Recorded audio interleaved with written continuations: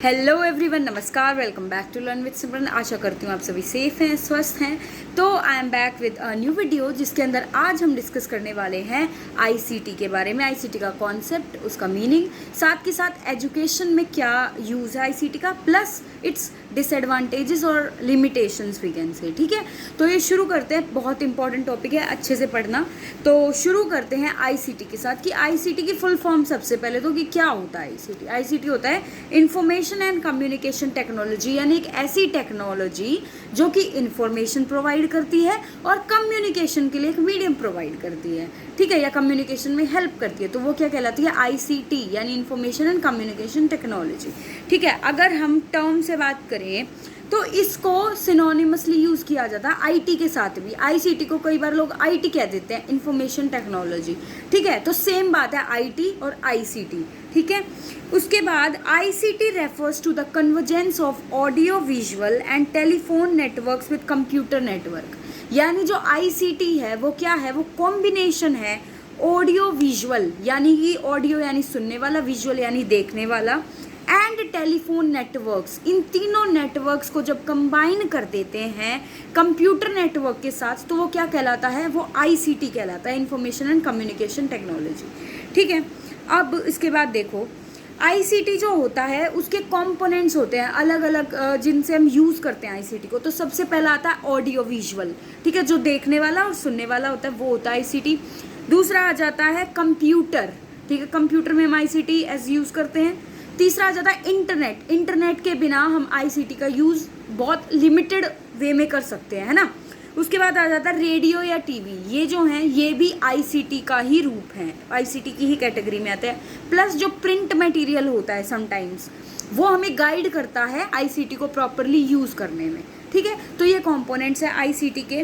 उसके बाद देखो आईसीटी क्या करता है। आईसीटी के अंदर वो सभी प्रोडक्ट्स आते हैं जो स्टोर करते हैं इंफॉर्मेशन को, रिट्रीव करते हैं, मैनिपुलेट करते हैं, उसके अंदर चेंजेस लाते हैं, ट्रांसमिट करते हैं और इन्फॉर्मेशन को रिसीव करते हैं। ठीक है, इलेक्ट्रॉनिकली। कैसे? इलेक्ट्रॉनिकली। जो आईसीटी होता है वो इलेक्ट्रॉनिकली यूज़ होता है।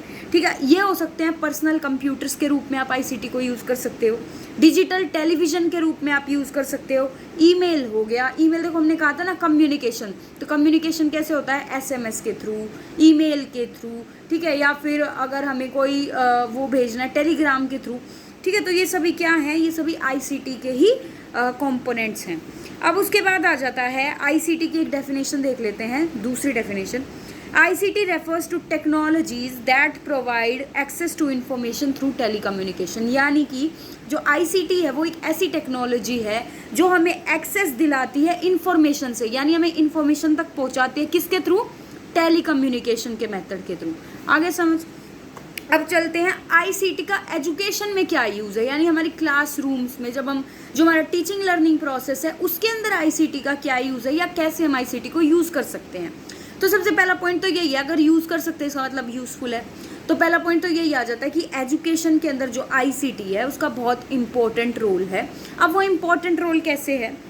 पहली चीज़ ये कि ये स्टूडेंट लर्निंग को एनहेंस करती है, उनकी लर्निंग को अच्छी क्वालिटी वाली लर्निंग बनाती है।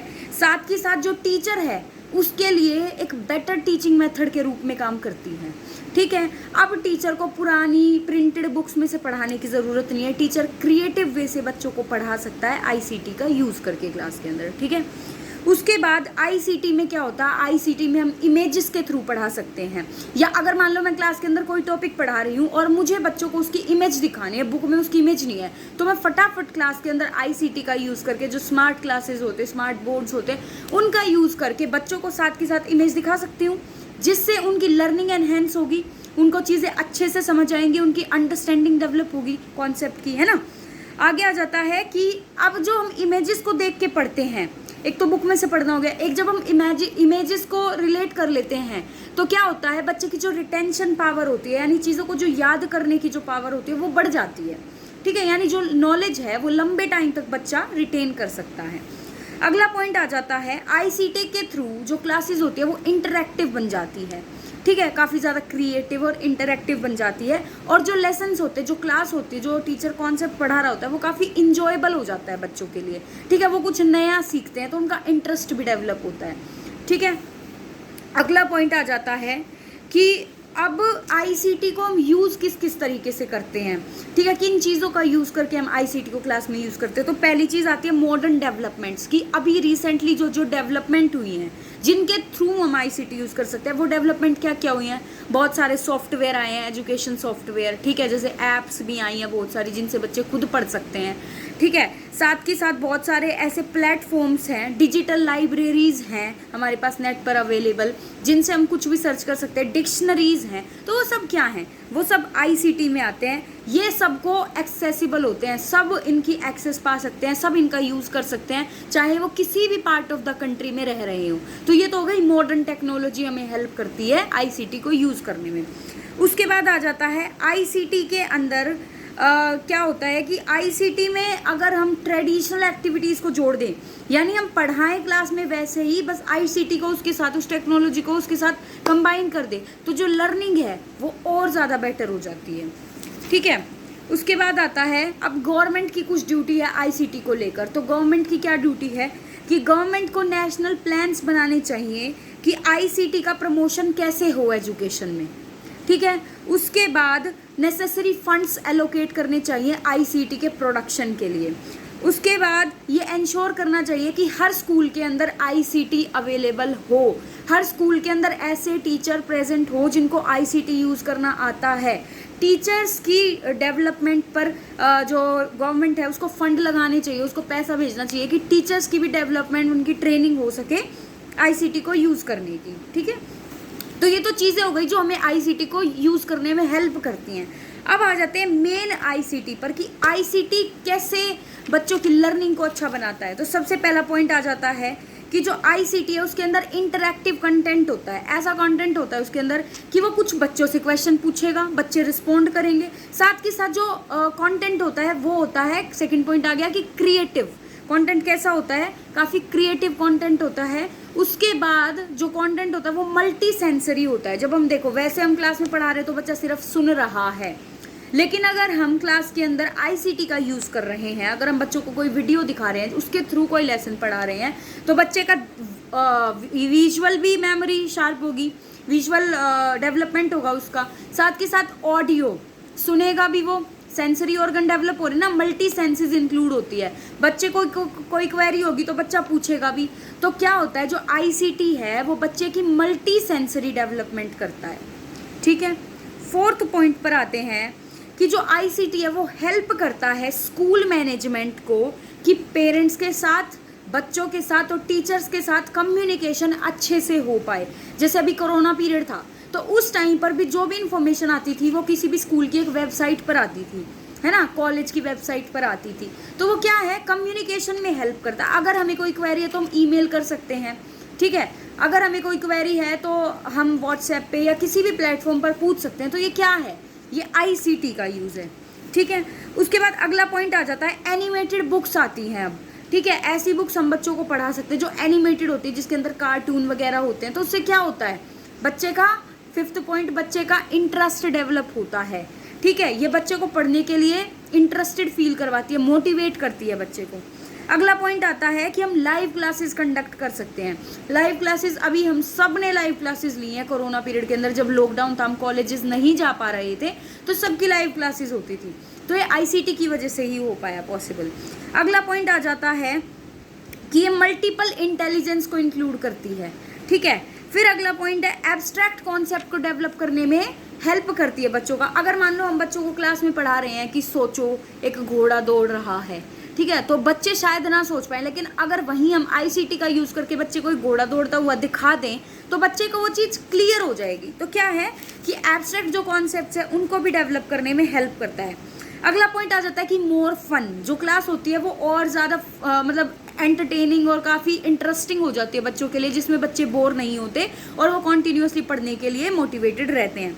ईजी टू शेयर नॉलेज, अब क्या हो गया है कि अगर मेरे अंदर नॉलेज है तो मैं आईसीटी का यूज़ करके अपनी नॉलेज आप तक पहुंचा रही हूँ, शेयर कर रही हूँ, सब पढ़ पा रहे हैं। तो ये चीज़ है इको फ्रेंडली होता है। कैसे? क्योंकि आईसीटी का यूज़ जो है उसकी वजह से जो पेपर का यूज़ है यानी बुक्स की जो रिक्वायरमेंट है वो कम हो गई है, ठीक है। तो ये इको फ्रेंडली है एक तरीके से। अगला पॉइंट आ गया इंडिपेंडेंट लर्निंग प्लेटफॉर्म्स, यानी जो लोग हैं वो इंडिपेंडेंटली सीख सकते हैं, खुद अपनी मर्जी से सीख सकते हैं। अगर मान लो मेरे को एक किसी पर्सन का समझ नहीं आ रहा है तो मैं दूसरे प्लेटफॉर्म पर जा करके पढ़ सकती हूँ, ठीक है। तो इस तरीके से हेल्प किया है। साथ के साथ अगला पॉइंट आ जाता है रिमोटली यूज्ड, यानी इसको बिल्कुल लोकल से लोकल एरियाज में भी आप आईसीटी का यूज़ करके पढ़ सकते हो, ठीक है। किसी भी एरिया में हो यू कैन यूज़ आईसीटी। अब आ जाती हैं इसकी लिमिटेशंस की, इसकी कमियां क्या हैं, ठीक है। तो कमियां आ जाती है, सबसे पहली कमी तो ये कि थोड़ा सा कॉस्टली होता है। तो ज़रूरी नहीं है कि हर स्कूल में ये हो, हर स्कूल इसको अफोर्ड नहीं कर पाता कई बार, ठीक है, फर्स्ट पॉइंट। सेकेंड पॉइंट आ जाता है कि जो टीचर्स हैं उनके अंदर lack of training of ICT होती है, ठीक है। उनको ट्रेनिंग नहीं मिलती आईसीटी को यूज़ करने की। तो जो आईसीटी अगर स्कूल्स में होता भी है तो उसका इफेक्टिव यूज़, मैक्सिमम यूज़ नहीं हो पाता, ठीक है। थर्ड पॉइंट आ जाता है कि स्कूल्स में आईसीटी तो चलो गवर्नमेंट हेल्प करती है, लेकिन कंप्यूटर्स भी बहुत ज़्यादा एक्सपेंसिव होते हैं, ठीक है। तो ये एक्सपेंसिव में you can include.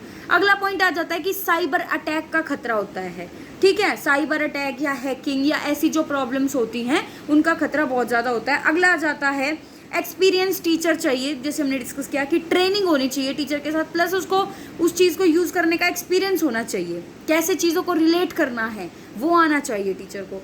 Prone to pornography, अब जो अडोलसेंस में जो बच्चे होते हैं वो क्या करते हैं, वो कई बार क्योंकि ये जो एज होती है इसमें ये स्ट्रेस एंड स्ट्रॉम की एज होती है और इसमें बच्चा जो है वो उसके भटकने के चांसेस होते हैं। तो उस टाइम पर क्या होता है कि जो चाइल्ड है वो पोर्नोग्राफी से अट्रैक्ट हो सकता है या फिर अपना टाइम वहाँ पर वेस्ट कर सकता है। अगला पॉइंट आता है मे बी डिस्ट्रैक्टेड। अब जैसे हम आईसीटी का फ़ोन का यूज़ करते हैं सपोज पढ़ने के लिए, कभी कोई नोटिफिकेशन आ रही है, कभी कोई नोटिफिकेशन, तो ये क्या होता है, ये कई बार डिस्ट्रैक्टफुल भी हो जाता है, ठीक है। अगला पॉइंट है नेटवर्क इशू, कि कई बार आईसीटी जब हम यूज़ करते हैं तो नेटवर्क्स नहीं मिल पाते, ठीक है। तो उस वजह से क्या है, नेट इशू की वजह से आईसीटी का मैक्सिमम यूज़ नहीं कर पाते। तो ये था हमारा टॉपिक आईसीटी। आई होप आपको क्लियर हुआ होगा and you will be able to write it for 16 marks. काफ़ी सारा कंटेंट है और बहुत बेसिक है, आप अपनी डेली लाइफ से रिलेट करके you can write lot. So thank you so much for watching. Please do like, share and subscribe to my channel for more such stuff. Thank you for watching.